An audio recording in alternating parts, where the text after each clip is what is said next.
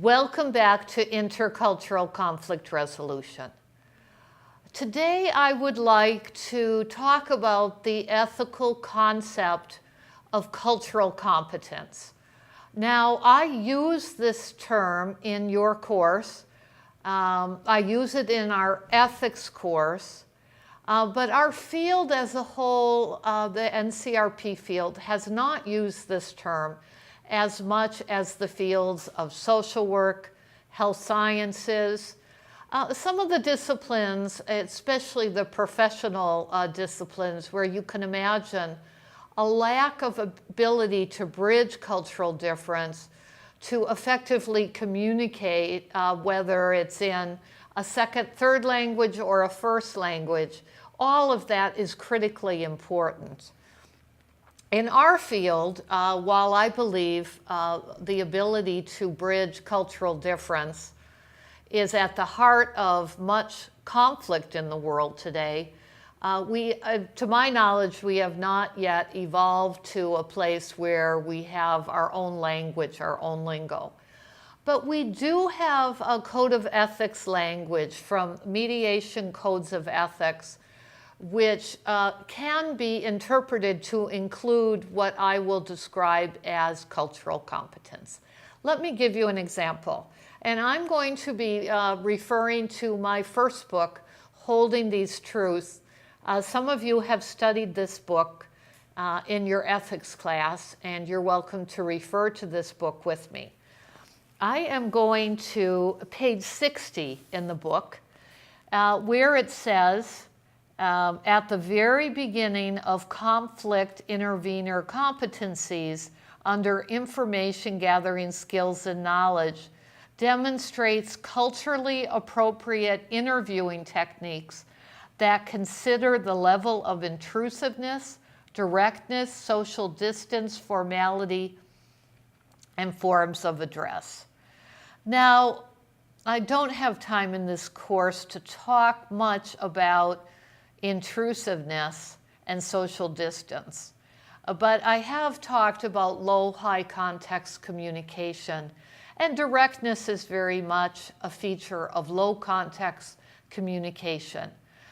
You will need to do your own cultural immersions, your own cultural studies in order to understand how to respect social distance as expected by various cultures and not be intrusive.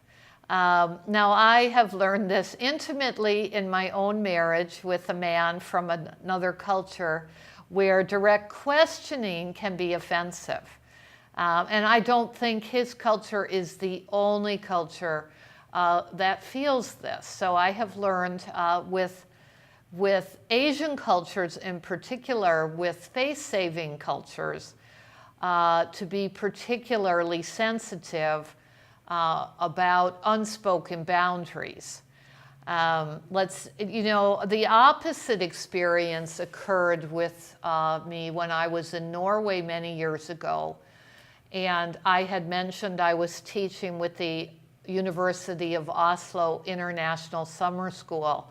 Norway had funded bringing in students from all war-torn societies and many societies with entrenched horrific violence. And I had many African students in my classes in Norway. And when we would get together in the cafeteria or for other events, they would often sit as if they were touching me, so close. And I noticed, and I was comfortable with that. I felt fine with that. But I noticed that many Norwegians kept a very strong, distinct distance between themselves and others, and themselves and each other.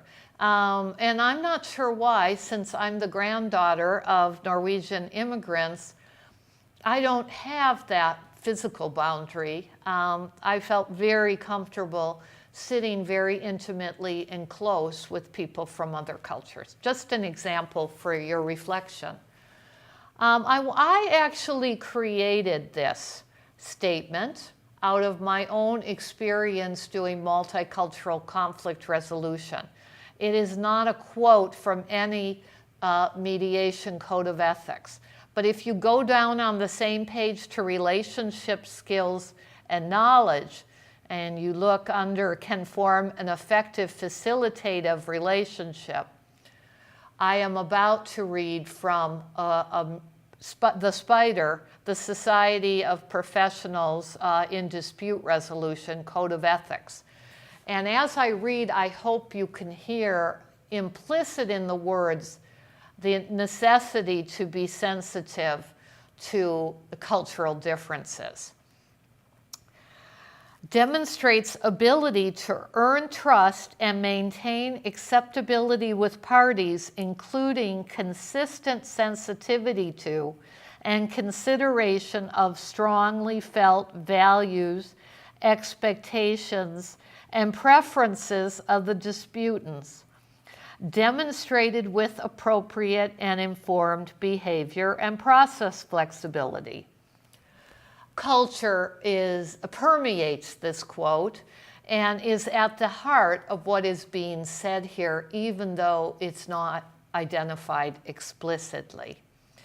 Let me see, I actually added under interaction and conflict management knowledge and skills, I added the process observation skill.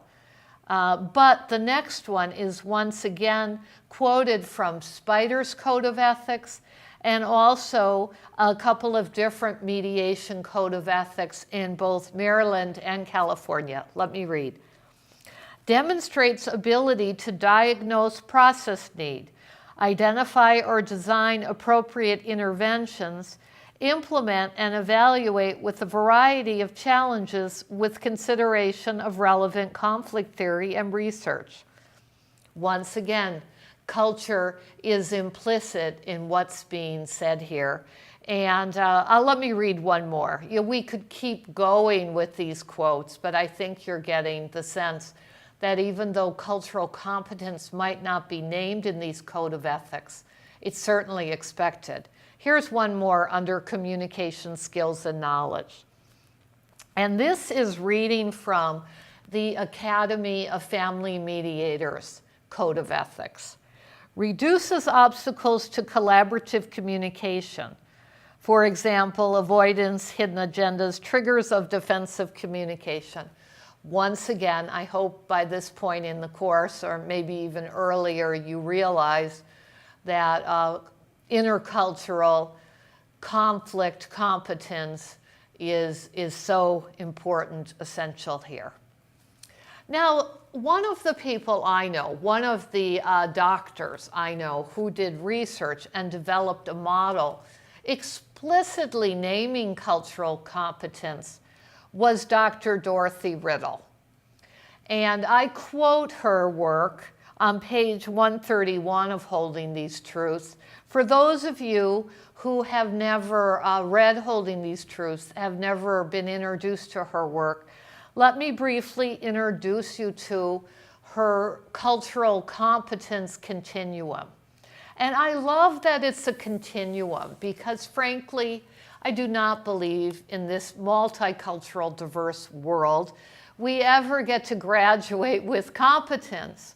Perhaps we can become culturally competent in one other culture if we immerse ourselves in that culture over an extended period of time, perhaps move to that culture, live and work there, learn the languages, then we could claim cultural competence with one culture.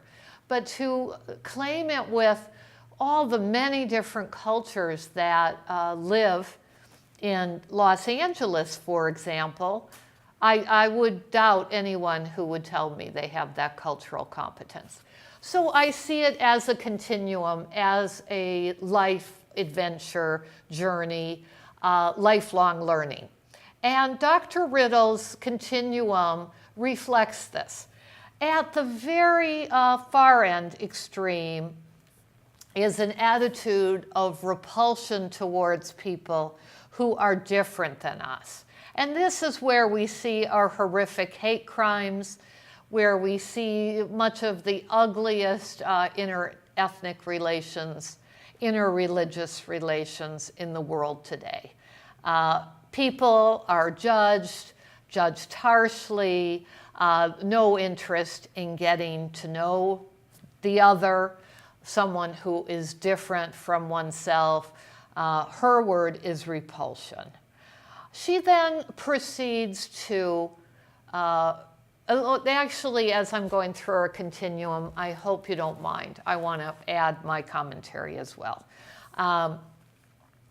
If you are aware of having any hatred, intolerance towards any group of people in the world, I hope you will focus on figuring out ways that you might get to know them as human beings, and certainly work on suspending your judgment. I'm so happy that you've honestly identified that judgment. But you need to work on opening your mind, suspending judgment, and getting to know whoever you are judging as a human being. And that doesn't mean just meeting them once in a while. It means spending time together, starting to have some understanding. Now, her next label is pity. And we certainly know people in the world who like to feel superior to others. Now, I knew a Buddhist priest years ago who said that was a human delusion, that our mind was constantly classifying the world as either better than or less than, and that the reality, the truth of life is that we all are born and die equal. Now, of course, there are discussions about our lifestyles not being equal. Some of us have much more privilege and wealth. Others have so little. But no one in this world, this wants to be pitied. But at least pity is not hate. That's her point with this. Now, the next word, many of you don't like, but it's in the middle. Well, getting to the middle of her continuum, acceptance of people who are different than us. And it is progress. Well, actually, no, not acceptance. I skipped over the word I know some of you don't like because I don't want to go there, but tolerance comes before acceptance. And I think you can hear that, ambivalence. So you haven't totally accepted that people are different. Now, as she moves towards the positive end of her continuum, you can imagine once you reach the stage of acceptance, you are then willing to support, perhaps as I have, advocate for legal rights of people who have experienced oppression and discrimination. You start to admire people from different cultures, different groups, different religion, because you're really getting to know the human beings. And then you work up to appreciation, where you're valuing how diverse and colorful and rich our world is with all of its differences. The very far end of her cultural competence continuum is nurturance. That we, as the Christian gospel promotes love, we see ourselves as part of that, as the Jamaicans would say, Bob Marley, we are one. We are one people, one love. We're at that place in how we live. And it is my hope and prayer that we're all moving in that direction, despite the hate and the ugliness that we often see in the media. Now, to end my discussion of cultural competence today, I'd like to read from a Buddhist text that I've been enjoying. And the reason I picked it partially is Joan Halifax is a cultural anthropologist, along with Edward Hall and others that you might be studying in this course. But she is an unusual cultural anthropologist. She's also a Buddhist priest who has worked with the dying for most of her life. And the book that I'm about to read from is Being with Dying, Cultivating Compassion and Fearlessness in the Presence of Death. And the reason I want to read it to you is I think it's really beautifully captures what I see as cultural competence.